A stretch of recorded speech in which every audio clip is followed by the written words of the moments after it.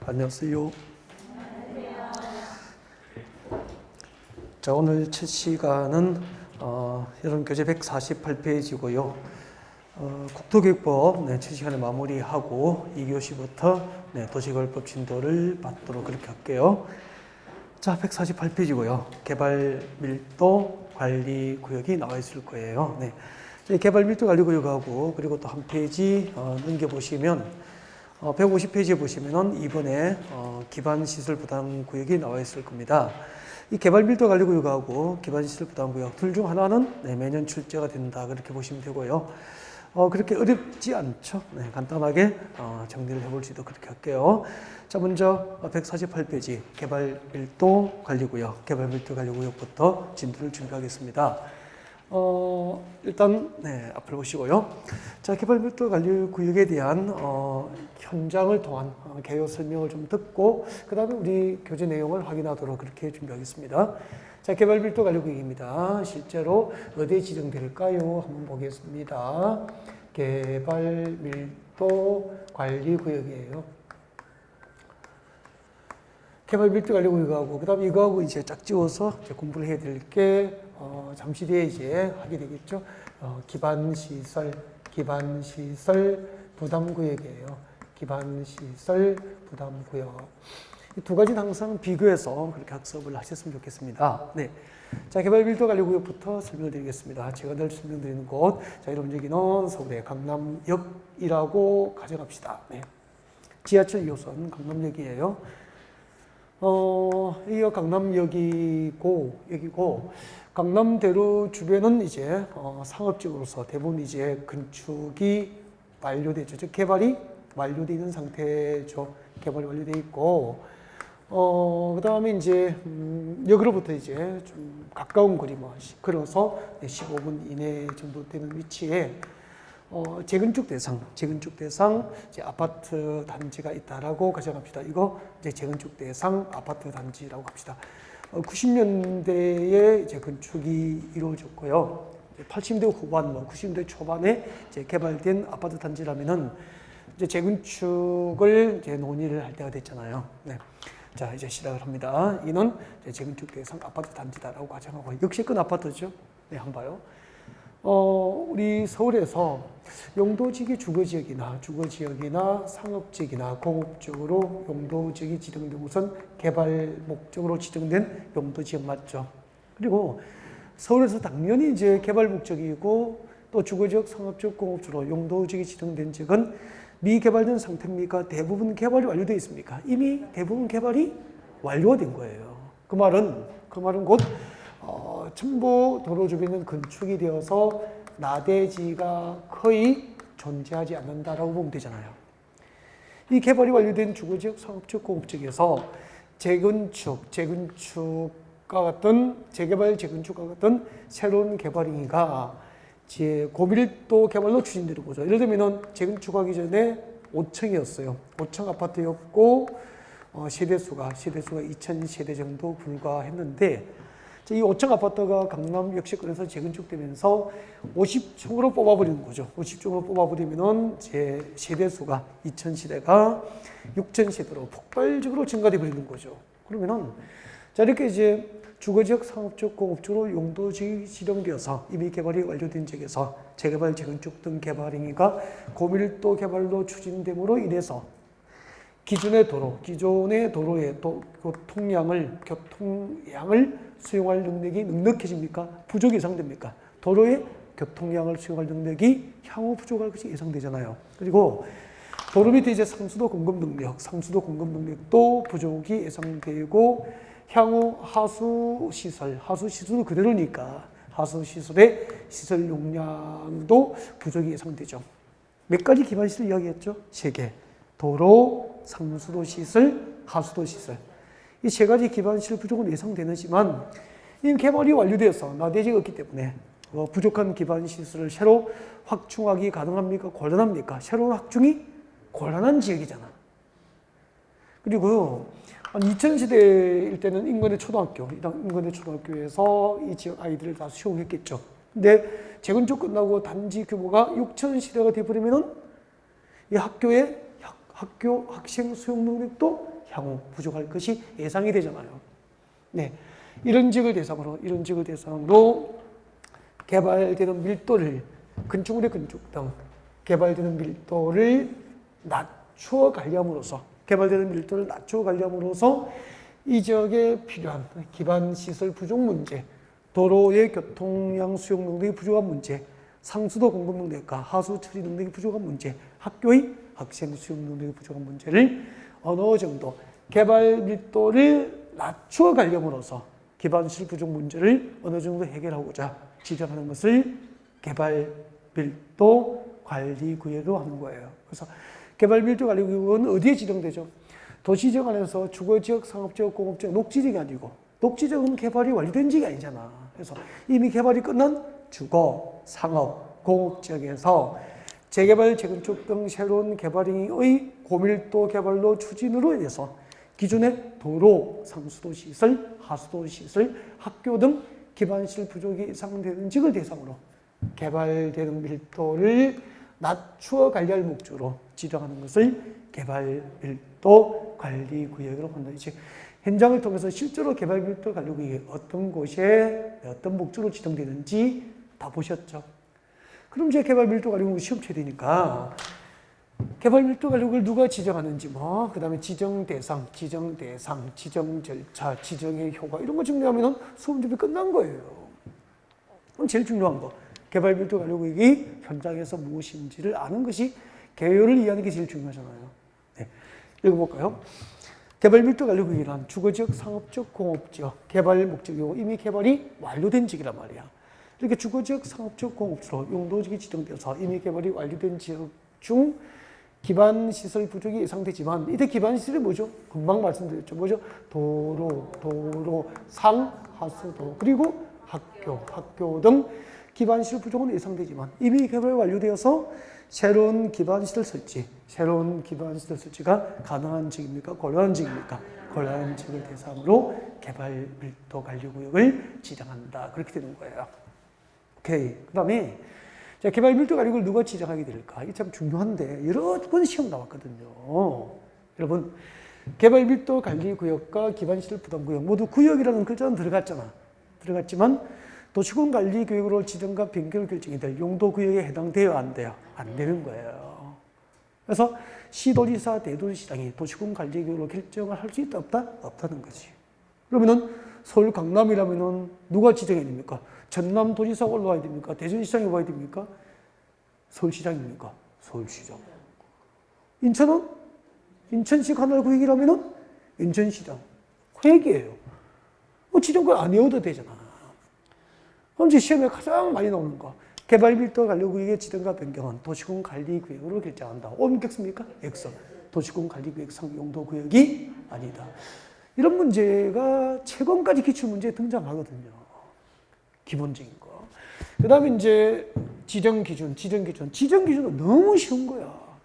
개발 밀도 관리 구역 지정 기준 딱 나오면은 네 가지만 기억하면 돼요. 도로, 상수도, 하수도, 학교. 이 네 가지 기반시설 부족이 향후 예상되는 지역이에요. 이 단어 4개가 부족이 예상되는 지역은 기반시설 부담구역입니까? 개발 밀도 관리 구역입니까? 개발 밀도 관리 구역 지정. 이것도 개요하려면 끝나버린 거잖아. 교재 잠깐 보실까요? 여러분 교재 149페이지 봐요. 149페이지 보면은 개발 밀도 관리구역의 지정 기준이 박스 안에 있을 거예요. 149페이지 맨 위에 이제 박스에 보면은 큰 박스 안에 개발 밀도 관리구역 지정 대상이 몇 개 있습니까? 지정 기준이 4개가 있죠. 동그라미 1번부터 4번이잖아요. 이제 지정 기준이야. 자, 이런 기준에 맞도록 이제 지정을 해야 되는데 2번, 3번, 4번은 그렇게 많이 중요하지 않잖아. 그렇게 많이 중요하지 않아요. 2, 3, 4는. 그래서 이 동그라미 2번, 3번, 4번은 참고라고 제가 참고해요. 궁금하면 한번 읽어보는 정도만 하시면 돼요. 그러면 개발 밀도 관리 구역 지정 기준, 지정 대상은 동그라미 1번이 핵심이에요. 동그라미 1번에 기역부터 미음까지 5개 있죠. 이거 암기하셔야 돼요. 이거 암기. 그래서 기역부터 미음까지 묶어서 이게 개발 밀도 관리 구역의 지정 대상, 즉 지정의 기준입니다. 지정 기준. 지정 대상. 이 지정 대상은 도로 읽어보면은 상하수도 학교의 그 수용 능력 부족이 향후 예상되는 지역이다는 게 공통점이에요. 그래서 자, 기억본 같이 봅시다. 해당 지역에서 도로 서비스 수준이 매우 낮아서 차량 통행 현저하게 지체되는 지역이에요. 한마디로 뭐죠? 도로 서비스 수준이 매우 낮아서 차량 통행이 지체가 되는 지역이니까 도로의 교통량 수용 능력이 넉넉한 지역입니까? 부족이 예상되는 지역입니까? 부족이 예상되는 지역이잖아. 그럼 거기서 단어 하나 외우면 되잖아. 도로 서비스할 때 도로만 동그라미 두면 되잖아요. 향후 도로의 교통량 수용 능력이 부족이 예상되는 지역이다. 그렇게 이해하시면 되죠. 이 한번에 해당 지역의 도로율이 국토교통부로 인정하는 용도지별 도로율의 20% 이상 미달되는 지역입니다. 여기서 또 뭐죠? 도로의 교통량 수용 능력이 넉넉하다는 겁니까? 부족이 예상된다는 겁니까? 향후 20% 이상 부족이 예상된다는 겁니다. 도로율 할 때 도로만 동그라미 하면 돼요. 그래서 기억연의 공통점은 도로의 교통량 수용 능력이 부족이 예상되는 지역은 개발 밀도 관리구역 지정 대상이다. 그런 얘기 아닙니까? 거기서 20%는 그렇게 중요하지 않은 거잖아요. 디귿번. 향후 2년 내에 해당 지역의 수도에 대한 수요량이 수도시설의 시설 용량을 초과할 것으로 예상됩니다. 여기서 무엇을 동그라미 하고 싶습니까? 수도시설, 동그라미. 수도시설의 시설 용량 부족이 예상되는 지역이에요. 리얼번. 향후 2년 이내에 해당 지역의 하수 관측량이 하수시설 동그라미, 하수시설의 시설 용량을 초과할 것으로 예상되는 지역입니다. 그리고 향후 2년 내에 미연번. 해당 지역의 학생 수가 학교 수용 능력을 20% 이상 초과할 것으로 예상되는 지역입니다. 학교 동그라미 하시면 되죠. 그래서 기억부터 미연까지 5가지 공통점은 4가지 기반 시설의 부족이 향후 예상되는 지역이다라고 이해하시면 한 방에 끝. 지정 절차 내려옵니다. 저 밑에 내려보세요. 개발 밀도 관리구역 지정 절차입니다. 아까 개발 밀도 관리구역은 관할 자치단체장, 서울특별시장부터 군수까지가 지정권자잖아요. 서울은 누가 지정하죠? 서울시장이. 서울시에 있는 도시기획위원회는 중앙도시기획위원회입니까? 지방입니까? 지방도시기획위원회잖아. 그래서 지방자치단체장이 관할 지방자치단체장이 지정하기 때문에 그 도시에 있는 그 군에 있는 지방도시기획위원회 심의를 거쳐서 개발밀도관리구역을 지정한다는 거죠. 그래서 개발밀도관리구역 지정 절차는 지방도시기획위원회 심의를 거쳐서 지정하는데 특징이 있어요. 또 이것도 2년 전에 나왔죠. 있는데 개발밀도관리구역 지정 절차에서 가장 큰 특징은 그 지정 전 주민 의견 청취 절차가 있다 없다 없다는 게 특징이었다는 게. 개발밀도관리구역 지정 절차에는 주민 의견 청취 절차 없이 지방도시기획위원회 심의를 줘서 지정한다. 그렇게 하시면 되고요. 그 다음에 이제 개발밀도관리구역 지정되면은 제가 넘겨봐요. 개발되는 밀도를 높여야 됩니까? 낮추어 관리해야 됩니까? 개발되는 밀도를 낮춰야 될 거 아니야. 그때 개발되는 밀도를 낮추는 방법은 건폐가 용적률을 완화합니까? 강화 적용합니까? 강화 적용. 건폐가 용적률을 강화 적용할 수 있는데 법률은 그래. 법률은 건폐가 용적률을 모두 강화하여 적용할 수 있다고 되어 있는데 이제 그때 건폐가 용적률을 강화 적용하는 것은 구체적인 것은 대통령령으로 정하게 되어 있거든요. 그러니까 대통령령이 정하는 바에 따라서 건폐가 용적률을 강화 적용할 수 있는데 실제로는 대통령령에서는 해당 용도지역에 적용될 용적률 최대한도 몇 %? 50%까지 용적률을 강화 적용하게 됩니다. 이게 이제 지정의 효과가 됩니다. 그래서 자, 여러분 교재 150페이지 맨 위에 세 번째 줄 중간에 보면은 괄호 있죠. 150페이지 맨 위에 세 번째 줄입니다. 자, 괄호 안에 줄 거죠. 자, 개발밀도 관리구역이 지정되면은 그 지정의 효과로서 개발밀도를 낮추어 관리하기 위해서 줄 거죠. 해당 용도지역에 적용될 용적률 최대한도 몇 %? 50% 부분에서 용적률을 완화합니까? 강화합니까? 강화. 그럼 우리가 배웠잖아요. 여러분, 용적률은 건폐율과 결합되면은 건축물의 총규모죠. 건축물의 높이를 규제하는 수단 맞죠? 그래서 용적률의 특징, 평면적 규제였습니까? 입체적 규제입니까? 입체적 규제. 그래서 용적률이 강화 적용되니까 여기 봐요. 아까 재건축할 때 5층 아파트 2000세대가 50층으로 재건축된 지가 세대수가 6000세대가 됐잖아. 그 용적률을 50% 강화하면은 50층 재건축 아파트가 50층이 됩니까? 25층 내외로 관리됩니까? 25층 내외로 용적률 강화로 층수가 관리가 되잖아요. 그럼 세대수가 6000세대가 몇 세대가 되죠? 재건축이 끝나더라도 3000세대 내외로 관리되니까 그렇게 재건축, 재개발을 통해 있더라도, 재개발, 재건축이 있더라도 폭발적으로 인구가 증가하고 지대수가 늘어나는 건 아니잖아요. 개발되는 밀도를 낮추고 관리했기 때문에. 그래서 기존의 도로가 부족한 문제, 상하수도 공급 능력이 부족한 문제 등을 어느 정도는 해결할 수 있죠. 이렇게 해서 도입된 게 뭐죠? 개발 밀도 관리 구역이에요. 이해가 됐습니까? 네. 그리고 아주 쉽습니다. 네. 나오면은 이런 것은 잡아줘야지 뭐. 자, 개발 밀도 관리 구역이었고요. 그 다음에 이제 기반시설 부담 구역입니다. 기반시설 부담구역. 일단 기반시설 부담구역도 개요 설명을 듣고 그 다음에 또 우리가 핵심을 몇 가지 체크할 수 있도록 그렇게 준비를 하겠습니다. 자, 기반시설 부담구역 볼까요? 네. 기반시설 부담구역. 여기 자료 만들어뒀고 잠시 뒤에 보고요. 일단은 기반시설 부담구역에 대한 개요 설명을 좀 드리겠습니다. 봐주시죠. 기반시설 부담구역이에요. 네. 기반시설 부담구역은 개발 밀도 관리구역 안에 지정될까요? 개발 밀도 관리구역 이외 지역일까요? 개발 밀도 관리구역 이외 신도시 개발 지역을 대상으로 하는 거예요. 그러면은 서울 강남역 주변에 서울시 도시지역 안에 주거지역, 상업지역, 공업지역에서 개발이 완료된 지역을 대상으로 개발 밀도 관리구역이 지정된다면은 기반시설 부담구역은 신도시 개발 지역이니까 서울의 주거지역, 상업지역, 공업지로 용도지역이 지정되는 지역 중에서 신도시 개발을 할 만큼 미개발된 들판이나 임야가 녹지가 남아 있습니까? 없잖아요. 그래서 기반시설 부담구역은 개발 밀도 관리구역 안에 진행됩니까? 그 외입니까? 개발 밀도 관리구역 이외 신도시 개발 지역을 대상으로 하는 거죠. 그럼 이제 신도시 개발 지역은 가보면은 아직 미개발된 뭐 전답, 가수, 농지 등이 많잖아요. 일부 임야도 있고.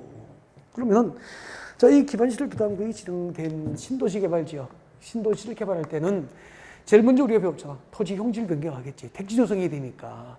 산업단지 만들어야 되니까. 이제 밀고, 뭐, 정지하고 해서 이제 토지 형질 변경 공사를 하고, 그 다음에 이제 제일 먼저 하는 것이 택지가 조성되면 택지 조성이나 산업단지 조성이 끝나면은 신도시 조성 기능이 가능하도록 도로 등 상하수도, 공원, 녹지, 학교 등 기반시설을 확보하게 되잖아요. 그때 우리 신도시 개발 지역에서 기반시설, 그 동네에 필요한 도로, 상수도 시설, 하수도 시설, 학교, 공원, 녹지 등 기반시설은 누가 부담할까요? 그 신도시 입주는 입주민이 부담합니까? 해당 자치단체입니까? 해당 자치단체. 그러니까 평택에서 고덕지구에 아파트 중심으로 신도시를 만들면 거기 도로 만들고 상수도 넣고 하수 넣고 평택시에서도 합니다. 해당 자치단체에서 하는 게 원칙이다 이 말이에요. 알겠죠? 근데 그 신도시 개발 규모가 진짜 대규모라면은 공원 만들고 학교 짓고 폐기물 처리 및 재활용시설 짓고 또 뭐 도로 만들고 이런 거 다 시에서 하면은 예산이 부족할 수도 있잖아. 그래서 아파트 개발이 허가는 신도시 개발을 주도 아파트 지도수 택지 개발은 허가 놓고 필요한 기반시설 제대로 확충을 못 해주는 경우가 있더라 이 말이야. 그래서 앞으로 신도시 개발 지역의 기반시설 부담금을 지정해서 이 신도시에 필요한 기반시설 설치를 위한 용지를 확보하거나 그 기반시설 설치 비용을 해당 지역에서 그 신도시에서 일정한 개발 행위를 하는 주민에게 그 신도시에 필요한 기반시설 설치에 필요한 용지, 기반시설 설치에 필요한 용지를 주민들이 확보하게 하거나 또 그 기반시설 설치에 필요한 비용을 주민들에게 부담을 시켜서 신도시에 필요한 기반시설을 제대로 확충하고자 도입된 제도가 뭐죠? 기반시설 부담구역이 되는 거예요. 그러면은 만약에 이제 나중에 조금 이따 배울 건데 기반시설 부담구역이 지정된 신도시에서 우리가 택지나 상가 용지 분양받아가지고 건물을 지으면은 가장 대표적인 개발 행위를 하는 주민이잖아. 그 신축 행위를 하는 주민에게 그도 신도시에 필요한 기반시설 설치에 필요한 용지 확보, 공원 만들고 학교 짓는 용지를 확보하게 하거나 그 설치 비용을 주민에게 부담시키는 거예요. 이런 목적으로 도입된 게 뭐죠? 기반시설 부담구역이라는 거죠. 이 제도가요. 제가 처음 공법을 강의할 때 이 제도가 없었어.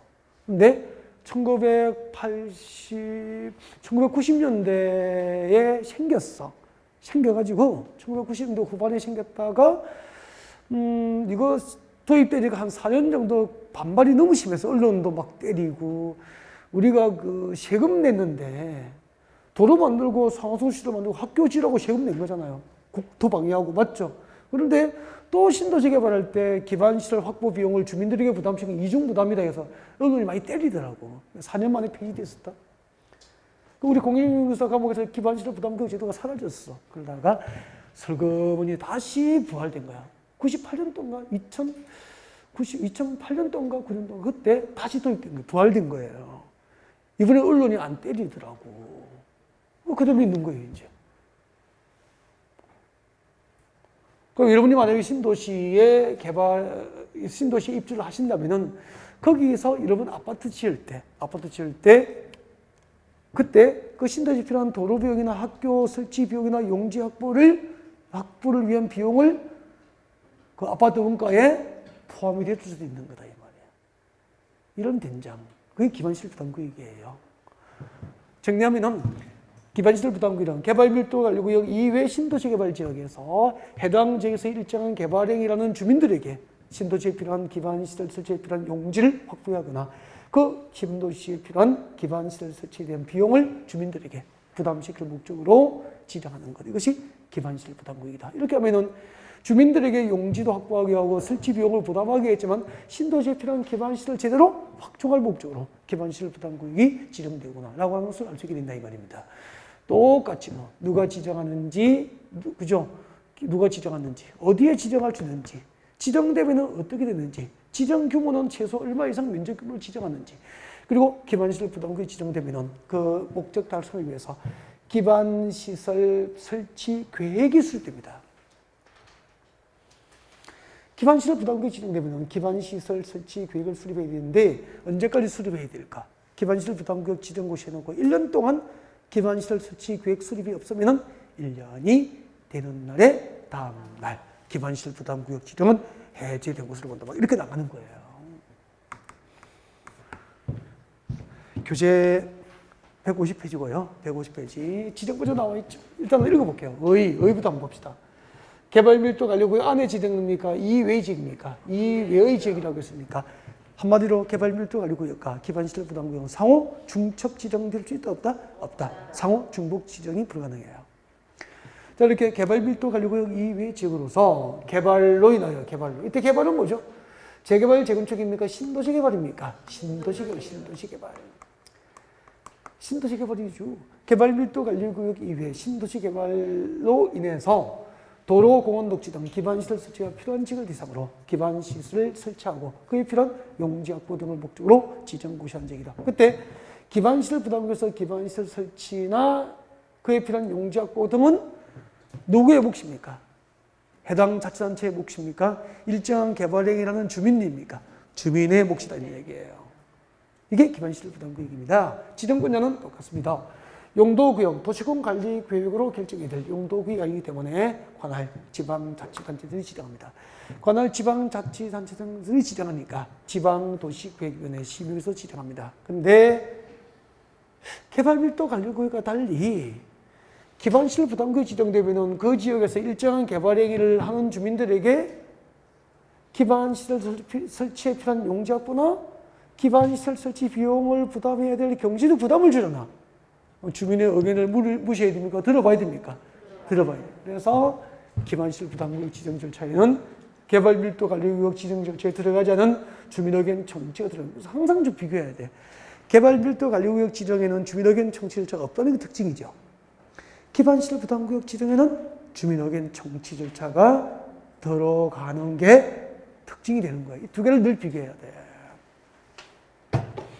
그 다음에 지정 대상입니다. 개발밀도관리구역은 어디에 지정될까요? 개발밀도관리구역의 지정 대상입니다. 여러분 그제 150페이지 봐요. 150페이지 보시면은 150페이지 보세요. 150페이지에 제일 밑에 하단에 박스 나와 있죠. 여기가 기반시설 부담구역의 의무적 지정 대상이 됩니다. 그래서 박스 안에 기형, 니은, 디귿을 묶어서 의무적 지정 대상 살짝 암기하고 지나가야 되죠. 살짝 암기하고 지나가야 되죠. 기반시설 부담구역을 의무적으로 지정이 될 대상, 의무적 지정. 기반시설 부담구역의 의무적 지정입니다. 이거요. 이거 암기하기 전에 잠깐만 단순히 외우는 게 아니고 아까 우리 기반시설 부담구역이 무엇인지 개요 설명을 드렸잖아. 신도시 개발 지역 맞죠? 그럼 우리 생각해봐요. 신도시가 개발되려면 여기에서 신도시가 개발되려면 이 지역의 개발 행위 제한을 행비 제한을 그대로 둬야 될까요? 행위 제한을 완화하든지 해제해 줘야 될까? 완화하고 해제해야 되지. 그러면 개발행위 제한, 건축 제한, 개발행위 제한을 완화하고 해제하는 것은 말로 합니까? 법으로 합니까? 법으로. 그래서 법을 새로 만들거나 제정하는 거잖아. 법을 개정해서 해당 지역의 행비 제한을 완화 해제가 돼야 되는 거야. 그럼 개발행위 제한이 완화 해제되면 필연적으로 개발될 수밖에 없잖아. 기반시설 부담구역 지정해서 신도시에 필요한 기반시설 제대로 확충해라 그런 뜻입니다. 이해되죠? 그래서 기억본 같이 보십시오. 줄 끄는 게 좋을 것 같습니다. 처음 들으면 법령의 제정, 개정, 법을 새로 만들고 개정해서 해당 지역의 행비 제한이 뭐 어떻게 되죠? 완화 해제된 지역은 필연적으로 신도시로 개발될 테니까 기반시설 부담구역 지정 할 수 있습니까? 해야 합니까? 해야 한다. 두 번째, 니은번에 줄 거예요. 용도 지역이 변경돼서 용도 지역 등 변경이 되어서 행비 제한이 완화된 지역입니다. 예를 들면 봐요. 예를 들면 여보세요. 농림지역으로 묶여있으면 신도시 개발할 수 있습니까? 없습니까? 없잖아요. 자연 환경 보존지역으로 묶여있어도 신도시 개발을 못하잖아. 근데 농림지역이나 자연환경 보존지역을 용도지를 바꾸었어. 도시지역으로 변경한 거야. 도시지역 용도지 변경되면 개발할 수 있죠. 이렇게 농림지역이나 자연환경 보존지로 용도지 지정되어 있다가 도시지로 변경되면 행위 제한, 용도지역 변경으로 행위 제한이 강화됩니까? 완화됩니까? 완화. 필연적으로 신도시로 개발되잖아. 예를 들면 이걸 말하는 거야. 이런 지역은 기반시설 부담구역 지정할 수 있습니까? 해야 합니까? 해야 한다. 오케이. D극번 내를 D극번. 자, 개발행위 허가 현황과 인구 증가율 등을 고려한 다음에 해당한 지역에서 A와 B가 나와 있습니다. 해당 지역의 전년도 개발이가 건수가 전전년도 개발이가 건수보다 몇 프로 이상 증가됐죠? 20% 이상. 그러면은 여보세요. 전년도에 한번 봐요. 2020년에 전전년이잖아. 2020년에 이 동네 개발이가 건수가 2020년도에 이 동네 전년도잖아. 지금 2020이니까 전년도는 2020년이잖아. 2020년도에 이 동네 개발이가 건수가 10건이었다? 이게 100건이었다? 이 동네 개발이가 건수가 100건밖에 안 됐어. 근데 전년도에 있잖아요. 전년도 2021년 전년도에 이 동네 개발이가 건수가 1000건이네. 1000건. 우와. 이렇게 전년보다 전년도에 이 지역의 개발이가 건수가 20% 이상 증가됐죠. 100%잖아. 이렇게 폭발적으로 개발이가 건수가 증가됐다는 것은 그만큼 형질 변경허가 많이 났다는 것은 그만큼 건축이 많이 이루어질 거 아닙니까? 도로 필요하죠? 학교 필요하죠? 상수도 하수도 시설 필요하죠? 기반시설 부담구역 지정에서 필요한 기반시설 확충하라 그 말이에요. 리얼번. B번. 해당 지역의 전년도 인구 증가율이 그 지역에 속한 시, 군 전년도 인구 증가율보다 인구 증가율이 몇 프로 이상? 20% 이상 증가되지. 여보세요. 이 지역의 전년도 인구 증가율이 25%인데 이 지역이 속한 시 전년도 인구 증가율이 2%밖에 안 되는 거야. 그럼 이 지역이 속한 시 인구 증가율보다 이 지역의 인구 증가율이 25% 이상 높다 이 말이라. 그 말은 왜 인구 증가율이 높죠? 이런 이야기잖아. 고덕지구 전년도 인구 증가율이 25%인데 2021년도에 고덕지구, 평택 고덕지구의 인구 증가율이 25%인데 전년도에 평택시 전체 인구 증가율이 2%밖에 안 되는 거라. 시 전체 인구 증가율보다 고덕지구의 인구 증가율이 20% 이상 높죠? 고덕지구에 아파트 많이 불용해서 주민이 많이 입주했으니까 인구 증가율이 늘어났겠지. 아파트 많이 지었으니까 공원 필요하죠.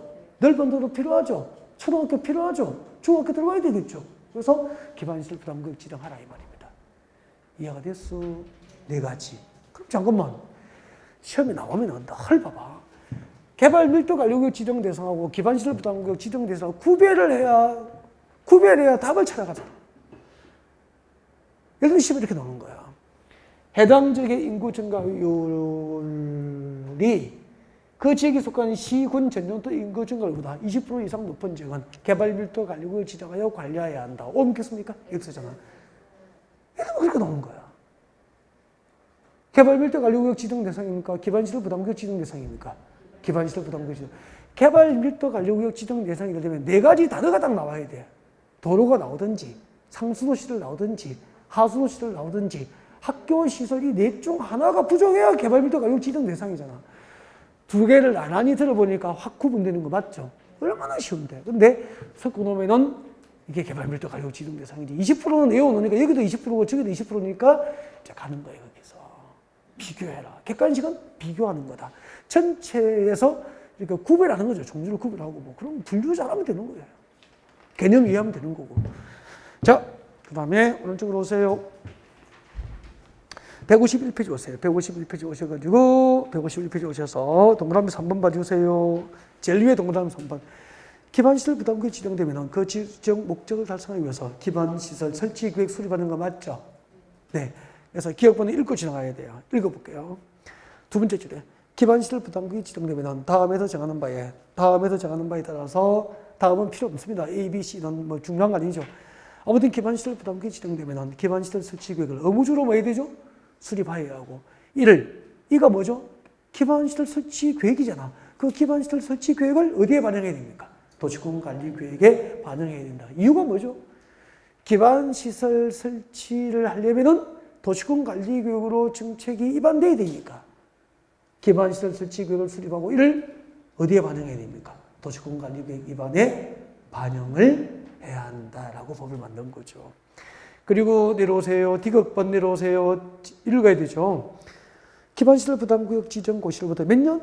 1년 동그라미. 1년이 되는 날까지 그 지정 목적 달성을 위해서 기반시설 설치 계획 수립을 아니한다면은 1년이 되는 날입니까? 다음 날입니까? 그렇죠? 1년이 되는 날에 다음 날. 그 기반시설 부담구역 지정은 해제된 것으로 본다. 그 다음에 넘어오세요. 152페이지입니다. 152페이지. 기반시설 설치 비용의 부과 대상과 산정 기준 나와 있습니까? 양가로 2번이죠. 네. 그리고 제일 위에 박스 안에 기억번 읽고 지나가야 돼. 기억번 읽어요. 줄 거죠?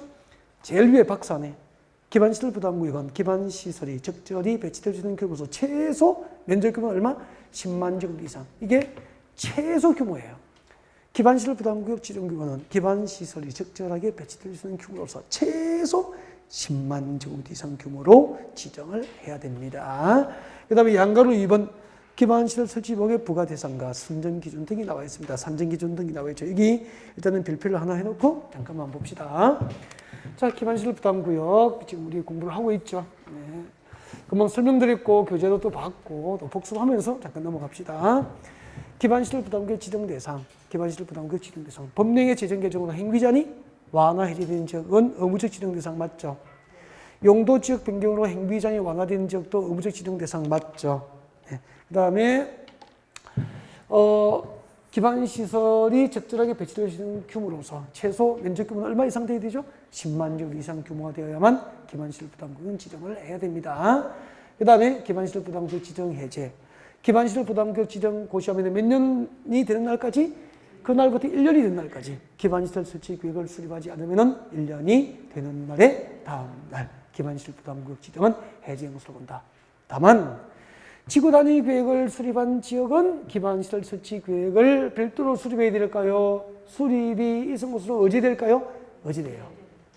지구단위 계획을 수립한 경우에는 기반시설 설치 계획을 수립한 것으로 본다. 왜? 지구단위 계획으로 기반시설 배치 규모에 관한 사항을 정할 테니까 따로 기반시설 설치 계획 수립을 할 필요가 있다, 없다? 없다. 그렇게 되는 거잖아. 그 다음에 이제 지금 이거 할 거예요, 이제. 기반시설 설치 비용이죠. 기반시설 설치 비용. 이게 31회 때인가 시험이 나왔었죠. 네. 1번 부가대상 건축행위 봅니다. 기반시설 설치 비용의 부가대상. 기반시설 부담구역에서는 아까 일정한 개발행위를 하는 주민들에게 기반시설 설치 비용을 부과한다 그랬잖아요. 그럼 어떤 개발행위에 대해서 기반시설 설치 비용을 부과를 할까? 앞으로 신도시 개발지에서 택지 분양받고 어떤 개발행위를 하면은 도로 만들고 학교 짓고 공원을 만드는 비용을 부담해야 될까? 그 얘기예요. 읽어볼까요? 부가대상 건축행위. 자, 기반시설 부담구역에서 지금 더 밑줄 걷죠. 기반시설 설치 비용의 부과 대상인 건축 행위는 미술 같습니까? 기반시설 설치 비용의 부과 대상인 건축 행위는 200제곱미터를 초과하는 건축물의 건축하면 틀리잖아요. 뭐죠? 신축, 정축. 신축, 정축. 이게 뭐죠? 부과 대상이 되는 거죠. 기반시설 설치 비용의 부과 대상이 되는 거예요. 그러면은 여보세요. 앞으로 이 신도시 개발지구를 대상으로 기반시설 부담금이 지정됐다면 앞으로 이 기반시설 부담금 안에서 택지나 상가, 용지 등을 분양받아가지고 얼마? 200제곱미터. 200제곱미터를 초과하는 200제곱미터를 초과하는 무슨 행위? 신축, 정축, 정축 행위를 하는 자에게 기반시설 설치 비용을 부과를 하는 거죠. 그러면은, 아니, 상가주택 하나 지어도, 그죠? 200제곱미터 초과할 확률이 높잖아요. 단독주택도 되게 넘을 거예요, 진짜. 그러니까, 웬만하게 분양받아서 건물 하나 지으면은 학교 짓고 공원 만드는, 주차장 만드는 비용 내야 된다는 거지. 200제곱미터 초과하는 신축과 정축 행위를 하는 자에게 설치 비용을 부과합니다. 이게 뭐죠? 부과 대상이 되는 부과 대상. 부과 대상. 이거 되고, 그 다음에 이제 봐요. 그 다음에. 신축과 정축은 우리 이럴 때를 공부하시면 신축과 정축은 건축법상 건축에 해당되는 거 맞죠?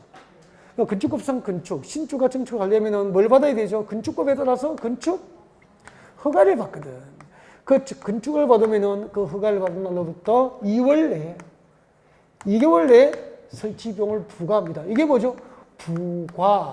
조금 줄 거 드릴게. 부과 시기. 체계에서 밑줄 거 드릴게. 부과 시기에 되는 거야. 신축과 정축을 할 목적으로 건축법상 건축 허가를 받은 날로부터 몇 개월? 2개월 내에 설치 비용을 부과하는 거야. 부과를 받으면 가만히 있어야 됩니까? 납부해야 됩니까? 납부해야 될까요? 납부는 신축과 정축이 끝나면은 건축법에서 준공사를 받습니다. 여러분 1월 배웠잖아. 1, 2월에. 기본 이론 과정에서 건축법에서는 신축과 정축이 완료되면 준공사를 받는데 그 준공사를 뭐라고 불러요? 사용승인. 주택법에서는 사용검사. 그죠? 그 사용승인 신청시, 즉 준공검사 신청시까지를 사용승인 신청시까지라고 하잖아. 이 사용승인 신청시까지 부과받은 설치 비용을 뭘 해야 되죠? 납부를 해야 돼요. 납부시게 되는 거야. 밑줄 거 드릴게요. 교재 있어요. 여러분 교재 155페이지 옵니다. 155페이지 오세요. 빨리 오세요. 155페이지 오세요. 여러분 교재 155페이지 오시면 3번에 기반시설 설치 비용의 납부와 체납처분 나와 있습니까? 동그라미 2번 별표하시고 체납처분 강제징수 이런 것도 읽어보시면 되죠. 뭐 제가 설명하지 않아요. 동그라미 2번 별표하시고 두 번째 주제 줄 거죠. 납부 문제가 국가 또는 자치단체로부터 건축 허가를 받은 날로부터 몇 개월? 2개월 이내에 설치 비용을 부과해야 한다. 이게 뭐죠? 부과 시기. 국가 또는 자치단체로부터 신축과 정축을 할 목적으로 건축 허가를 받은 날로부터 2개월 내에 부과받은 부과해야 될 설치 비용을 부과를 해야 돼요. 이게 부과 시기. 그 다음에 줄 거죠. 납부의무자는 사용승인 신청시까지 신축과 정축이 끝나고 사용승인 신청시까지를 내야 한다. 이게 뭐죠? 납부 시기. 밑에 강제징수나 환급 등은 여러분이 읽어보시고 참고하시면 됩니다. 그리고 잠깐만요. 앞에 오세요. 153페이지 봐요. 153페이지에 오시면 153페이지 한 페이지 앞에 있습니다. 153페이지 보면 무엇이 나와 있죠? 기반시설, 건축물별 기반시설 유발계수 나와 있습니까? 일단 암기라고 적고 문제풀이 할 때부터 서서히 외우기 시작해야 돼요. 우리 건축물별로 기반시설을 필요로 하는 정도가 같을까 다를까? 다르겠죠. 그래서 이제 수치로 표현한 개념이 뭐죠? 기반시설 유발계수인데 유발계수가 크면은 그 건축물은 많은 기반시설 확보를 필요로 한다는 뜻이 되는 거죠.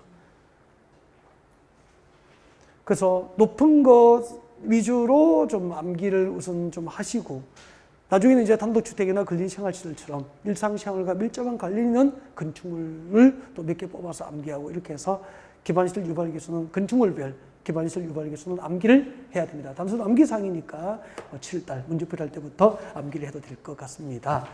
그 전에 뭐 여기서 나오면 어떻게 하죠? 찍어야죠, 뭐. 단순 암기상인데. 그죠? 이거 보는 거죠. 자, 책장 넘기세요. 제7장 법칙과 벌칙인데요.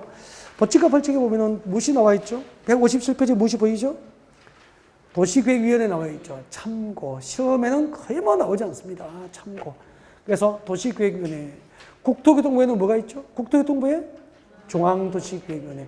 각 시도마다 시도도시계획위원회, 시군구마다 시군구도시계획위원회, 지방도시계획위원회가 있다는 얘기입니다. 그래서 158페이지 책자를 넘겨보면은 지방도시계획위원회가 있을 겁니다. 참고로 한번 봐요. 궁금하면은. 시험에 나오는 것은 없다. 그렇게 보시면 됩니다. 그 다음에 여러분 교재 오셔가지고 163페이지 옵니다. 163페이지 오세요.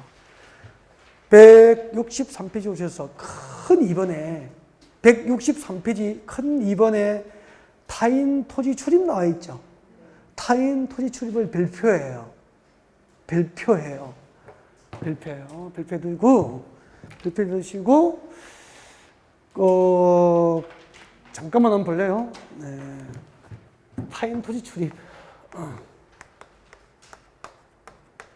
타인 토지 출입 등. 타인 토지 출입 등 시험이 잘 나오진 않는데 나오기는 나와요. 가끔 나오기 때문에 이제 문제풀이 할 때 다 해야 되니까 이런 것은 뭐 간단히 한번 원리 기본적인 거 다 듣고 있으면 돼요. 최소만 준비하면 쉬우니까. 그래서 이런 것은 세 문제만 잘 풀어도 중복되지 않게 잘 풀어도 다 끝나는 거예요. 수험 준비. 설명됐죠? 도로 앞에 보세요. 도로 위에는 갑의 토지였고 밑에는 을의 토지였고 갑과 을의 토지를 대상으로 서울시에서 도로 설치하겠습니다 라고 도시군 관리계획으로 결정해서 고시를 해버리면은 그 도로를 건설한 사업이 무슨 사업이죠? 도시군 계획시설 사업이 되죠. 도로 만들고 지하철 건설하고 학교를 짓고 공원을 조성하는 사업은 그 도시의 도시군 계획시설 사업 맞죠? 자, 이렇게 도시군 계획시설 사업이 결정되면 누가 사업 시행자 되죠? 배웠잖아, 지난주에. 서울에서 한강대교 건설하고 고척동 야구돔 경기장 건설하고 누가 사업 시행자 되죠? 서울시장. 지난주에 했다니까요. 서울시장이 사업 시행자잖아. 그럼 보세요. 갑과 을의 토지를 대상으로 도로를 확장하려면, 도로 설치하려면 사업 시행자는 여기 들어가야 될까, 안 들어가야 될까? 타인 토지를 출입해야 되죠. 도로를 바로 공사합니까? 설계해야 됩니까? 설계하려면 책상에 앉아서 해야 됩니까? 가서 조사하고 측량해야 됩니까? 조사하고 측량이 필요하죠. 그래서 도시군 계획시설 사업 시행자, 이 도시군 계획시설 사업 시행자에게 법에서는 세 가지 행위를 허용해요. 타인 토지, 갑과 을의 토지를 타인 토지를 뭐 할 수 있다? 출입할 수 있다. 타인 토지를 출입할 수 있다. 도시군 계획시설 사업을 위한 조사, 측량 활동 등을 위해서 도시군 계획시설 사업 시행자는 타인 토지를 출입할 수 있다. 그 다음에 여기 도로공사를 하면서 인접한 토지의 재료 지정이나 임시 통로 등으로 인접 토지를 일시적으로 사용해야 되겠죠. 그래서 인접 토지를 타인 토지를 일시 사용할 수, 임시 통로나 자재 야적장 등으로 타인 토지를 일시 사용할 수 있다. 출입을 여기만 해야 돼. 이렇게 출입을 해야 되는데 출입에 방해가 될 물건이 있어. 큰 바위가 있어. 그러면 공사 포기해야 됩니까? 장애물을 제거하고 변경해야 됩니까? 그 장애물을 제거하고 이전해야 되겠죠. 그래서 타인 토지에 있는 장애물을 이전하거나 제거를 할 수도 있다. 몇 가지 행위가 허용되고 있죠? 세 가지. 도시군 계획시설 사업 시행은 사업 시행을 위해서 필요한 경우, 조사, 측량 활동 등을 위해서 필요한 경우에는 타인 토지를 출입하는 행위를 할 수 있고, 타인 토지를 재료 적시장이나 임시 통로 등으로 일시 사용할 수 있고, 또 사업을 위해서 특히 필요하면 타인 토지에 있는 장애물을 이전하고 제거할 수 있다 이 말이라.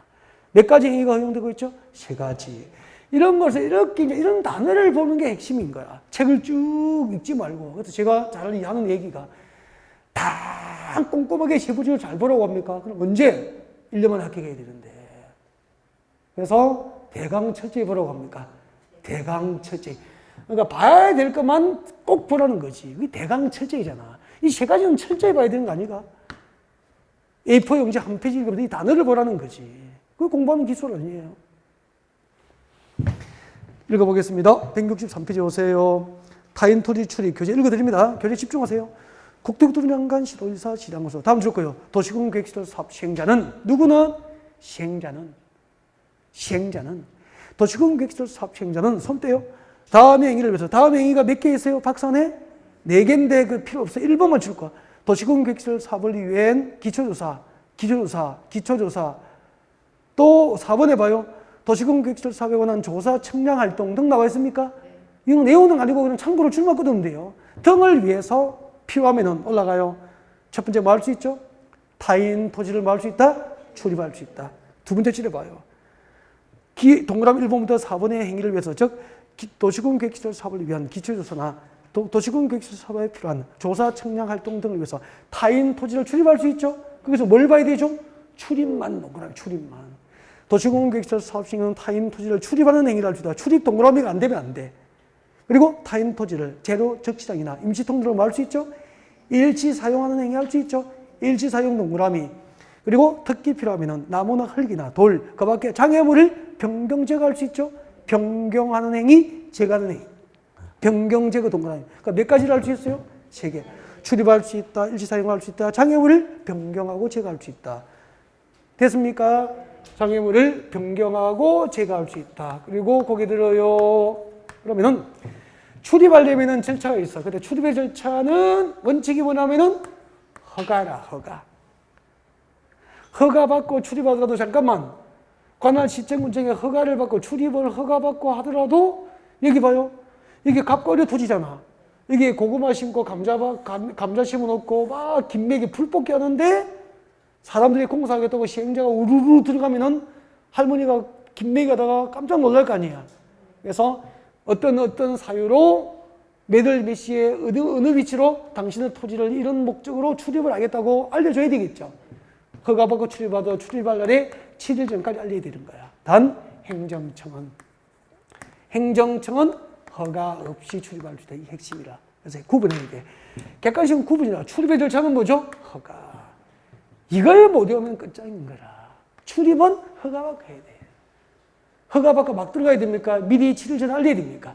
출입의 일시부 장소를 7일 전에 알리는 거야. 단 행정청은 허가 없이 출입할 수 있다. 이게 핵심이에요. 이거 끝난 거요.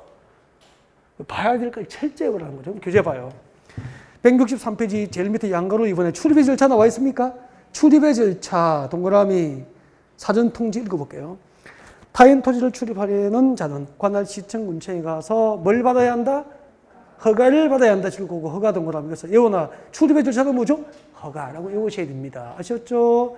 출입의 절차는 허가. 그걸 못 외우면 안 돼. 그리고 출입하려는 날에 며칠 전까지? 7일 전까지. 이것도 외워야 되죠. 줄 거나요? 출입할 날에 7일 전까지. 그 토지 소유자, 점유자 관련에게 출입의 일시와 장소를 미리 알려줘야 된다. 이 말입니다. 거기서는 두 가지를 기억합니다. 출입의 절차는 허가. 출입을 허가받더라도 며칠 전까지 미리 알려야 한다? 7일. 넘어갑니다. 동그라미 2번의 별표. 타인 토지를 제로 직상이나 임시통로로 일시사용 동그라미, 일시사용하거나 나무나 흙이나 돌, 그 밖에 장애물을 변경 제거 줄 거 없고 변경 동그라미 제거 동그라미. 무슨 행위죠? 일시사용과 변경 제거 행위를 할 때는 절차가 줄 것죠. 그 토지의 소유자, 점유자 관련해 뭘 받죠? 동의. 그러면은 거기 들죠.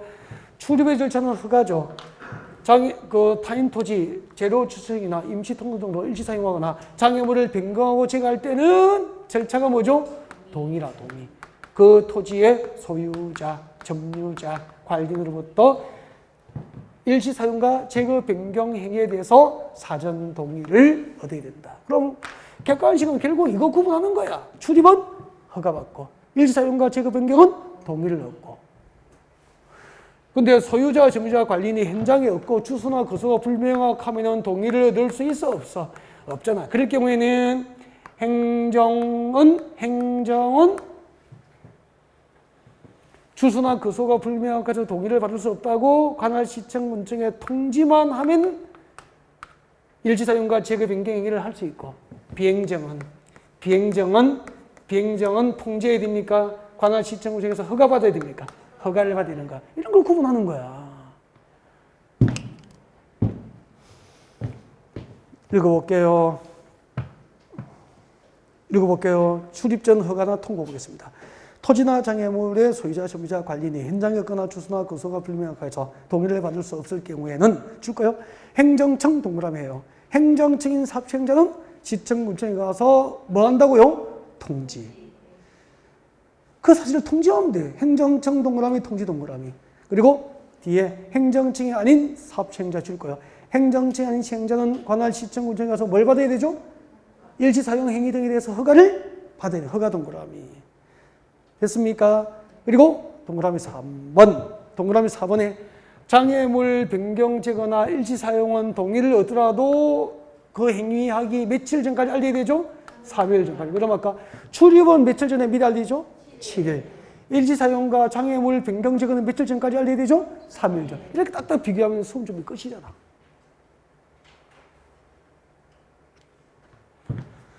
내려오세요. 양가로 3번. 타인 토지 출입 등에 따른 손실보상이 나와 있습니다. 나와 있습니까? 고개 한번 들어볼까요? 여보세요. 그러면은 도시공개시설 삽시행자, 앞으로 도로 만들고 지하철 건설하고 학교를 짓는 도시공개시설 삽시행자는 허가를 받고 관할시청군청 허가를 받고 타인 토지에 조사, 청량 활동 등을 목적으로 타인 토지를 출입해서 조사하고 청량 활동을 진행할 수 있죠.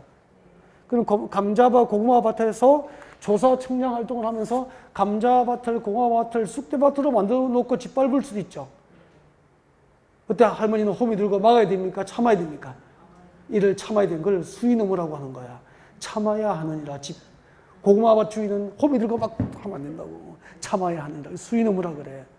그리고 고구마밭, 감자밭을 다 밟아버리니까 토지 소유자는 손실을 받았죠. 손실을 그냥 들까 보상할까? 보상해줘요. 그때 손실보상은 협의하는 게 원칙이라. 손실을 보상할 자하고 손실을 받을 자가 협의하는 게 원칙인데 협의가 안 되면은 관할토지수용위원회에 재결 신청, 보상금 결정 다시 해달라고 신청할 수 있는 거라고. 그런 얘기가 나와요. 내려오시면은 3번 164페이지 저 밑에 양가로 3번 손실보상제도 나와 있습니까? 동그라미 1번 손실보상 의무자입니다. 타인 토지 출입 행위로 손실 입은 자가 있으면 누가 손실 보상을 하냐면 미칠 거예요. 행위자가 속한 행정청. 너무 중요한 거야. 행위자가 직접 보상합니까? 행위자가 속한 행정청입니까? 행위자가 속한 행정청 또는 도시공개시설 삽시행자 미칠 거예요. 도시공개시설 삽시행자가 누구죠? 손실을 보상할 자가 되는 거야. 손실 보상 의무자가 되는 거야.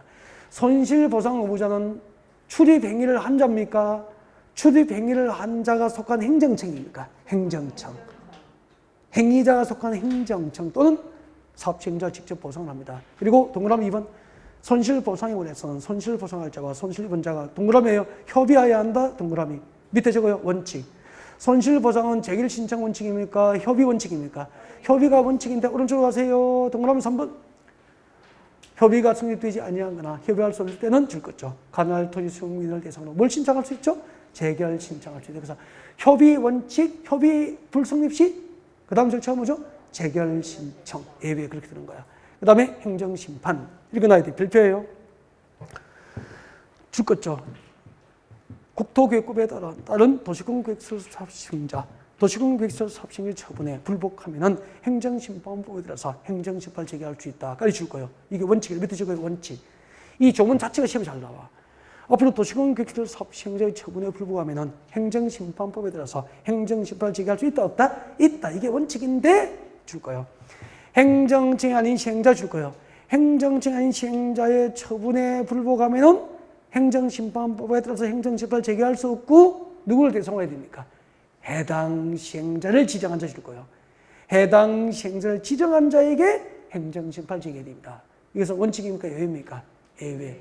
처음부터 정리하면은 도시공개시설 삽시행자의 처분에 불복하면은 행정심판법에 따라서 행정심판을 제기할 수 있다는 게 원칙이지만 행정청이 아닌 시행자의 처분에 불복할 경우에는 행정심판법에 따라서 행정심판을 제기할 수 없고 해당 시행자를 지정한 자를 대상으로 행정심판을 제기할 수 있다 이 말입니다. 이해가 됐습니까? 그리고 내려와요. 청문 대상 암기해야 돼요. 암기 무조건 외워야 돼요. 국토교통부 장관, 시도지사, 시장, 군수장은 줄 거요. 다음 중 한 개에 해당하는 행정처분을 하려면 그 처분 전 의무적으로 뭐 해야 됩니까? 청문을 해야 된다. 청문을 할 수 있습니까? 청문을 하여야 합니까? 해야 한다. 그래서 청문 대상이 되는 거야. 청문 대상 몇 개? 3개. 암기하셔야 돼. 청문 대상은 진짜 암기. 이거 통째로 2번이나 나왔어요. 단독 출제만 2번 나왔다니까. 꼭 외워야 돼. 개발행위 허가 취소 처분은 취소 처분 바로 합니까? 취소 처분 전 의무적으로 청문해야 됩니까? 청문해야 됩니다. 개발행위 허가 취소, 개 동그라미. 그 다음에 두 번째, 도시공계획시설 사업 시행자 지정 취소입니다. 도 동그라미. 그 다음에 실시계획 인가를 취소 처분할 수 있죠? 청문 대상이 되는 거예요. 실시계획 인가 취소, 실 동그라미. 개도실. 개도 청문회 하면은 실토한다. 그렇게 그랬죠. 개도실. 국토교육법상 청문 대상 3가지는 어떻게 오죠? 개도실. 무슨 뜻이죠? 개도? 청문회 하면은 실토한다. 여기까지 국토교육법입니다. 국토교육법 마무리하기 위해서 첫 시간이 조금 길었습니다. 죄송해요. 마무리해야 되니까 잠시 쉬었다가 우리 도시교육법 진도를 준비하겠습니다.